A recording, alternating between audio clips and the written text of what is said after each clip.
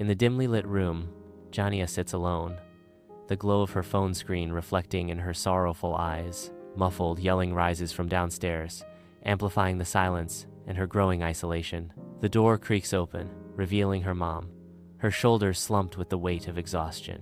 Tears welling, Jania whispers, "I just want to matter to someone." Jania moves through the crowded school hallway. Unseen and unheard, Trayvon appears, his smile a beacon in the chaos. He approaches, his voice a private melody just for her. "This is my chance." Jania's cheeks flush, caught in the sudden spotlight of his attention. In the grimy gas station bathroom, Jania collapses onto the cold floor, her body racked with sobs. The graffiti-covered walls seem to mock Jania's pain, each scrawl a testament to her inner turmoil. Ms. Carter enters, her face a mask of deep concern, undeterred by the squalor. Ms. Carter kneels beside Jania, offering a comforting presence in the desolate space. Ms. Carter speaks with gentle resolve.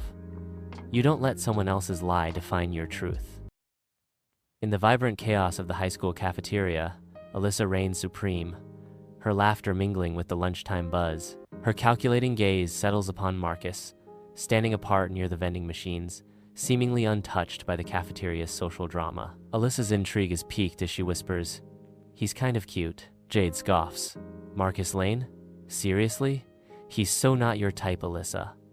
Alyssa's smile hints at a deeper game as she counters, "That's what makes him interesting. There's something about him."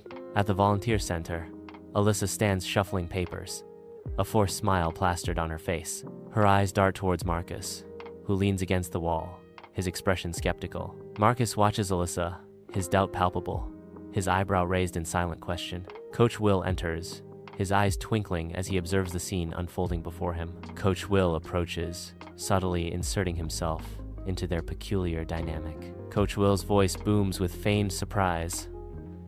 "Well, well, well. Look who we have here, giving back to the community. Always a heartwarming sight." Alyssa, shimmering in her gown, steps onto the deserted mega yacht, her high heels echoing in the silence. Her expectation of a lavish party vanishes as she confronts the eerily empty deck and a silent crew. "Where is everyone? Where's Marcus?" Alyssa demands, her voice cutting through the stillness. A crew member offers Alyssa a sealed letter, the anticipation replaced by chilling dread. "I demand to see him now," she cries, her voice laced with fury and disbelief. As Alyssa reads the letter, her face contorts in horror. "Congratulations, Alyssa. You played the game, but you lost. Enjoy your 15 minutes. In the dim glow of his phone, Jaden hunches over in his cluttered bedroom, a stark contrast to the polished facade he crafts online. He meticulously edits a photo, erasing the reality of worn sneakers and borrowed chains, perfecting the illusion of wealth. With a final touch, he adds a filter, smoothing his skin and enhancing the fake gold, solidifying the illusion. A voice calls from beyond the door. "Jaden, dinner's ready."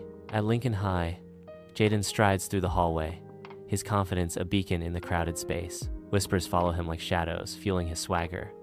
"Did you see Jaden's new post? He's so connected."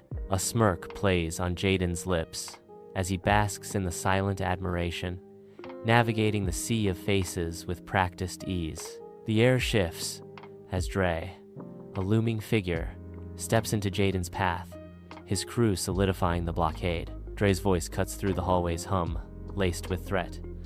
"Ghost, right? Heard you been using my name for clout." In the dim light, Jaden's bruised face stares back from the mirror, a canvas of regret and raw vulnerability. His fingers dance across the screen, a curated mirage of perfection flickering before his eyes. A ghost of a smile briefly touches his lips, a fleeting acknowledgement of the charade. With a trembling hand, he severs ties to the fantasy, each deleted post a step toward truth. Stripped bare, he confronts his true self, the weight of deception crushing him. The echo of Dre's words resonates. "You playing a role you ain't built for. You fake."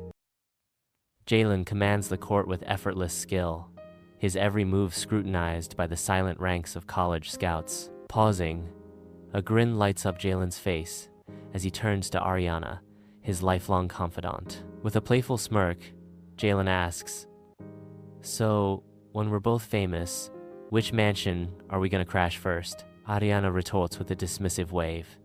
Please, I'll be too busy accepting my Nobel Prize to hang out in your measly mansion. Beneath the looming bleachers, shadows dance in the dim light, a stark contrast to the open school grounds. Marcus Grave Daniels, a silhouette in the smoke-filled air, extends a duffel bag towards Jalen. The bare bulb casts an eerie glow, illuminating the predatory glint in Graves' eyes.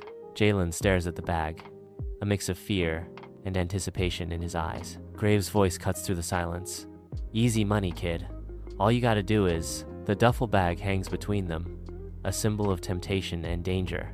In the suffocating darkness of an abandoned house, dust motes swirl in a beam of moonlight, illuminating a drug deal's deadly aftermath. Jalen, barely a man, clutches a gun, his hand trembling as if the weight of the world rests upon it. A kid collapses, his lifeblood staining his shirt, as panic erupts and the metallic scent of blood fills the air. Jalen flees into the night, the mournful wail of distant sirens growing louder, a symphony of irreversible consequences. In the bustling school hallway, Amaya moves forward, whispers trailing her like dark shadows. The stares of her peers cut like knives, their cruel smirks a constant, painful reminder. Her thumb hovers over her phone screen, pausing on images of happier times with Selena. It wasn't supposed to end like this, Amaya thinks, guilt flooding her as she recalls those carefree days. In the heart of the art classroom, Selena finds solace at the pottery wheel, her hands dancing with the clay. Zara stands by Selena's side, offering gentle encouragement, a silent promise of support. Zara's comforting words echo in the sanctuary. It's okay to be vulnerable, Selena. Your mistakes don't define you. Selena's hands move with newfound grace, shaping the clay with a quiet confidence that belies her past. The art classroom embraces Selena, offering her a sanctuary to rebuild and rediscover herself. In the sterile school restroom, Amaya stands before the mirror, tears carving paths down her face. Her reflection stares back, distorted by the weight of shame and deep regret. The restroom door creaks open, announcing Selena's arrival and casting a pall of silence over the room. Amaya's voice cracks as she confesses, I deserved what you said, but I never wanted to lose you as a friend. Selena responds with a quiet understanding. We both made mistakes, Amaya. Maybe we just needed to lose each other to understand what real friendship should look like. Amidst the vibrant chaos of Lakeview High's hallway, Jada, shrouded in her hoodie, clutches her sketchbook, a figure seemingly lost in the bustling crowd. Zara and Trey, Jada's steadfast companions, weave through the throng, their animated discussion of the art show filling the air with anticipation. Brittany, the epitome of popularity, meticulously sets up her phone, poised to capture the perfect TikTok dance video.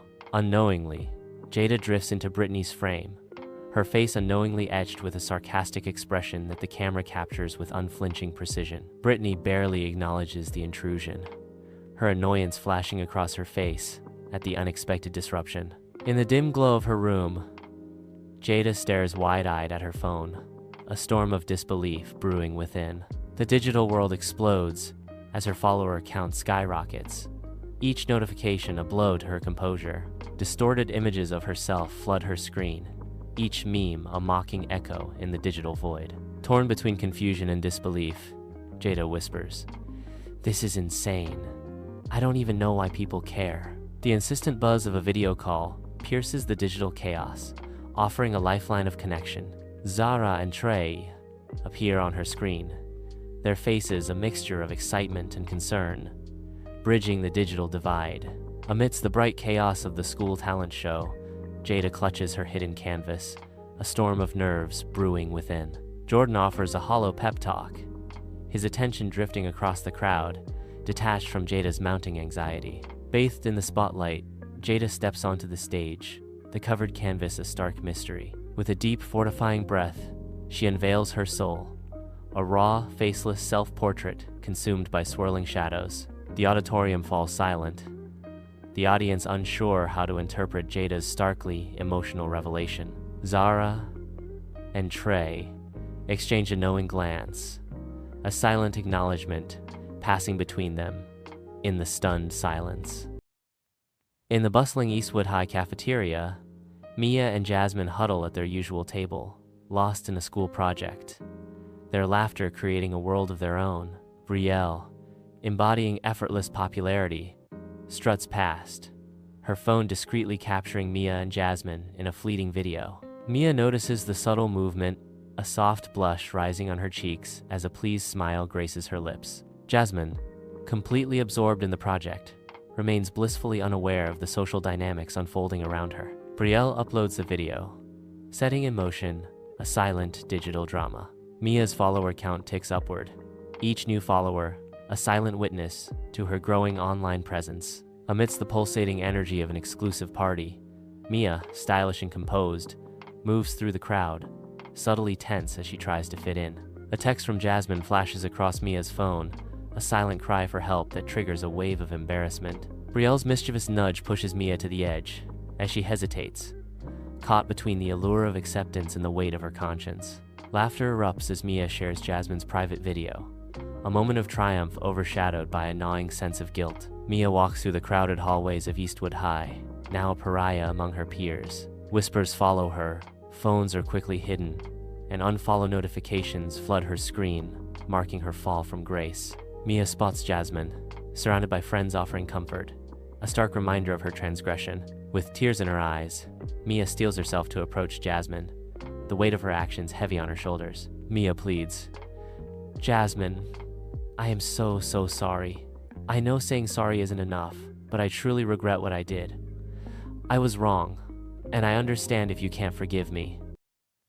On a quiet suburban street, Malik Carter walks home, unnoticed, a figure lost in the ordinary. He passes a crumbling brick wall, a silent witness to time's passage. Behind a loose brick, he discovers an ancient medallion, its secrets waiting to be unveiled. As Malik touches it, the medallion erupts in a blinding light, a surge of untold power. The light intensifies. The medallion fuses into his chest, forever changing his destiny. Malik cries out, clutching his chest as light energy surges through him, marking the genesis of Shadowlight. In the desolate warehouse, swirling shadows deepen as Nightburn faces Shadowlight, anger and betrayal palpable in the air. Nightburn's fury erupts, unleashing blasts fueled by resentment. "I should have known you'd become just like them, Malik. Too good for your old friends." Shadowlight dodges each attack with sorrowful eyes, unwavering in his resolve. He recognizes this battle transcends the physical, it's a fight for Nightburn's very soul. On a rooftop high above the sprawling city, Shadowlight faces Nightburn, a cold wind swirling around them. Darius hesitates, dark energy flickering around him like a storm, his face a canvas of conflicting memories. His anger visibly diminishes, the dark energy receding like the tide, revealing the man beneath the power. Malik's voice cuts through the night, a plea for understanding. "Darius, I'm sorry." He confesses his failure, his voice echoing in the night. "I messed up. I let us fall apart, but it doesn't have to be this way." The city lights twinkle in Malik's eyes, reflecting a glimmer of hope amidst the darkness. Trinity James, a beacon of popularity, strides through the lively corridors of Coral Ridge High, where every eye follows her. Her Instagram feed bursts to life, showcasing a meticulously crafted narrative of happiness and triumph. A fleeting shadow crosses Trinity's radiant face as she steals a glance at a breaking news article. The headline reveals a scandal, her father's arrest. Trinity's perfect facade momentarily cracks, revealing the turmoil beneath her composed exterior. In the dim light of her room, Trinity is sitting on the edge of her bed, her face heavy with unspoken worries. The shadows dance around them, mirroring the weight of Trinity's secret as she prepares to confide in Alina. The air is thick with unspoken anxieties. Trinity's voice trembling, she reveals, "I can't let anyone know, Alina. My whole world will fall apart." Alina listens intently, her expression reflecting the gravity of Trinity's confession. The soft hum of the night outside emphasizes the isolation of their secret, binding them together in the shared burden. The Coral Ridge High cafeteria buzzes with the relentless energy of teen life, a symphony of chatter and hurried footsteps echoing through the bright space. Trinity enters the chaotic scene, her posture suggesting a brave front, though a subtle tremor betrays the vulnerability beneath. A wave of whispers follows Trinity's every move, the hushed voices intensifying as she navigates the crowded room. Cruel comments flash across phone screens, Each post a calculated jab at Trinity's personal life, fueling the rising tension. Trinity's voice cracks with betrayal and pain as she confronts Alina. "How could you do this to me, Alina? I trusted you with everything." Alina offers no reply, the silence amplifying the weight of her actions and the depth of Trinity's anguish. Derek, the charismatic student, holds court at the front of the classroom, basking in the glow of laughter. Alyssa sits quietly, her pencil dancing across the page of her sketchbook, oblivious to the surrounding mirth. The teacher's voice cuts through the joyous noise. "All right, everyone, settle down. Pop quiz time." Derek's confidence crumbles, replaced by nervous anxiety as he receives a failing grade. "I'm just stupid, man." Alyssa's eyes meet Derek's, offering a quiet understanding. "You're not stupid. You're just carrying too much alone." Months later, Derek sits in a therapist's office, a sense of calm replacing his former anxiety. He reflects on his past struggles, Alyssa's words echoing in his mind, guiding his journey of healing. Derek shares a moment of clarity. "She saw me, really saw me." The therapist nods, listening intently, a beacon of guidance in Derek's path to self-discovery. The therapist advises, "Forgive your father and embrace self-compassion." Derek absorbs the therapist's advice, a resolute nod signaling his commitment to healing and self-improvement. Under a relentless rain, Derek approaches Alyssa outside the library, each drop a testament to his resolve. Drenched but undeterred, he pauses, a deep breath fortifying him. His voice rings with newfound clarity. "I love me now, and I still love you." Alyssa's simple reply, "Took you long enough," hangs in the rain-soaked air, a promise of forgiveness and a fresh start. In the quiet of her bedroom, Leah lies in bed, moonlight casting shadows on her tear-streaked face. She clutches the pillow tightly, trying to silence the sobs that rack her body. Scattered notes with affirmations offer a stark contrast to the visible distress in her room. A hidden journal lies beneath the mattress, a silent testament to her private pain. "Overwhelmed," Leah whispers. "I am overwhelmed by the pressure to always be happy." In the rain-soaked alley, Leah's footsteps echo as she discovers a hidden antique shop, its entrance barely visible through the downpour. The rain blurs the shop's windows, where ghostly shapes hint at forgotten treasures within. Inside the dimly lit shop, an old woman stands like a sentinel behind a cluttered counter, her eyes piercing the gloom. Her voice, raspy with age, cuts through the silence as she cryptically reveals, "It shows the world what you want them to see." The shop's secrets stir the air, promising both allure and deception. Leah walks through the busy school hallway, the porcelain mask a permanent fixture, her smile unchanging. Her best friend suddenly falls to the ground. As others rush to help, Leah freezes, horror flickering in her eyes, the smile unyielding. She tries to speak, to offer comfort, but a giggle escapes her lips. She realizes she is trapped behind the smile, unable to express anything real.